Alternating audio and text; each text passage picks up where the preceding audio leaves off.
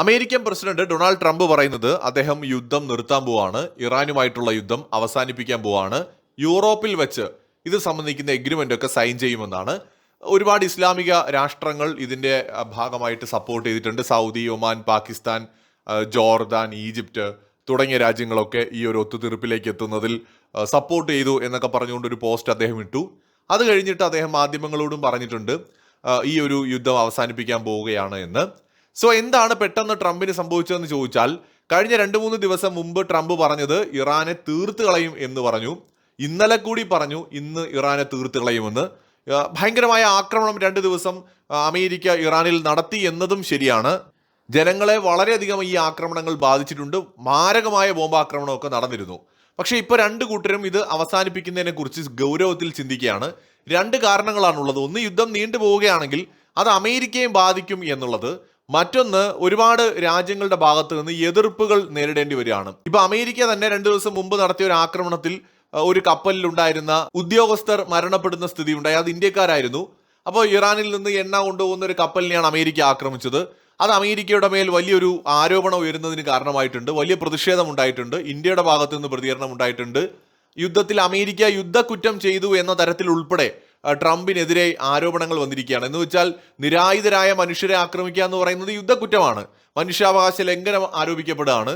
അതേ സമയത്ത് തന്നെ ഇറാനിൽ അമേരിക്ക നടത്തിയ ആക്രമണം കാരണം അവരും പൊറുതിമുട്ടിയിരിക്കുകയാണ്.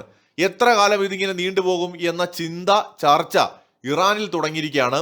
എങ്ങനെയെങ്കിലും ഇത് അവസാനിപ്പിച്ച് തടി ഉരിയില്ല എന്നുണ്ടെങ്കിൽ സാമാന്യം അമേരിക്കൻ കമ്പനികളെയൊക്കെ യുദ്ധം ബാധിക്കുമെന്നും വലിയ രീതിയിലുള്ള സാമ്പത്തിക തകർച്ചയിലേക്ക് ലോകം പോകുമെന്നും അമേരിക്കയും മനസ്സിലാക്കി എന്നതിന്റെ ഭാഗമായിട്ടാണ് ശരിക്കും യുദ്ധം അവസാനിപ്പിക്കുന്നതിനെ കുറിച്ച് സീരിയസ് ആയിട്ട് ഇപ്പോൾ അമേരിക്കയും അതുപോലെ ഇറാനും ചർച്ച നടത്തുന്നത്.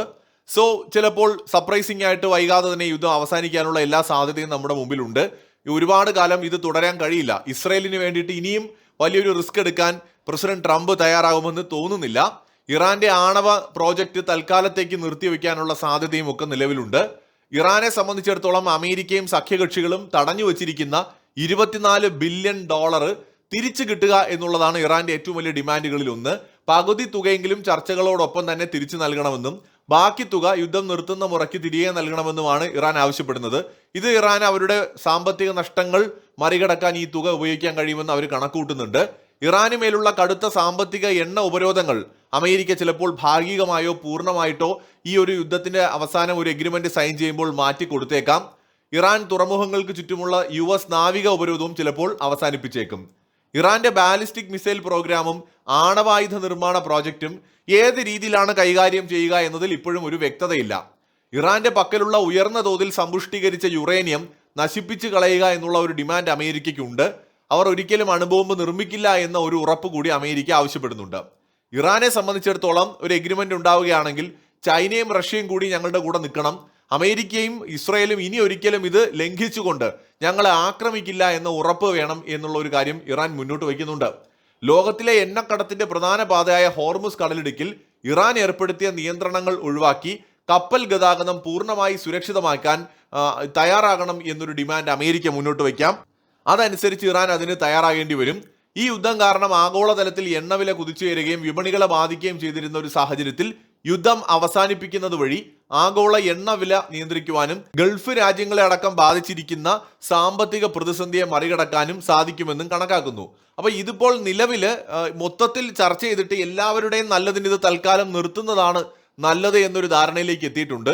ഗൾഫ് രാജ്യങ്ങൾ വലിയ പ്രഷറാണ് അമേരിക്കയുടെ മേൽ ചുമത്തുന്നത്. ഇന്ത്യ അടക്കമുള്ള രാജ്യങ്ങളുടെ പ്രഷർ അമേരിക്കയുടെ മേലുണ്ട്. ഇന്ത്യ നേരിട്ട് ഇതിന്റെ ഒരു ചർച്ചകളിലും നേരിട്ട് ഇടപെടാനോ അല്ലെങ്കിൽ ഏതെങ്കിലും ഒരു കക്ഷിയുടെ കൂടെ നിൽക്കാനോ ഭാഗം പറയാനോ പോയിട്ടില്ല.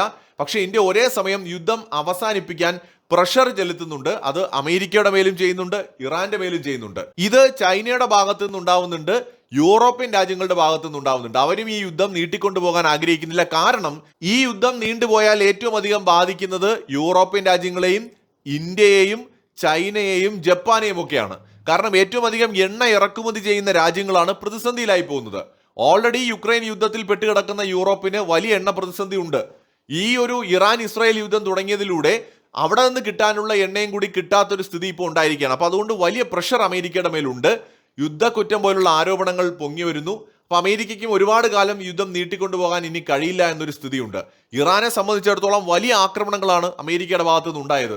അതിൽ ഇറാനും പിടിച്ചു നിൽക്കാൻ പറ്റുന്നില്ല. ഇറാനിലെ ജനങ്ങൾ ഗവൺമെന്റിനെതിരെ പ്രതിഷേധ സ്വരങ്ങൾ പലയിടത്തും ഉയർത്തി തുടങ്ങിയിട്ടുണ്ട് യുദ്ധം നീണ്ടുപോകുന്നതിൽ. എന്നാൽ ഒരു വലിയ വിഭാഗം പേര് ഇറാനെ സപ്പോർട്ടും ചെയ്യുന്നുണ്ട്. ഇതൊക്കെയാണ് ഇറാനിൽ നടന്നുകൊണ്ടിരിക്കുന്നത്. ഉണ്ടാവുന്ന നാശനഷ്ടം വളരെ വലുതാണ് ഇറാന്. ഉറ്റവരും ഉടയവരും നഷ്ടപ്പെട്ട നിരവധി ആളുകളെ നമുക്ക് ഇറാനിൽ കാണാം. ധാരാളം കുട്ടികൾ മരണപ്പെട്ടിട്ടുണ്ട്. ഒരുപാട് വൃദ്ധരായിട്ടുള്ള ആളുകൾ മരണപ്പെട്ടിട്ടുണ്ട്. ഈ ആക്രമണത്തിൽ സാധാരണക്കാരെ വളരെയധികം ഇറാനിൽ അത് ബാധിച്ചിട്ടുണ്ട്.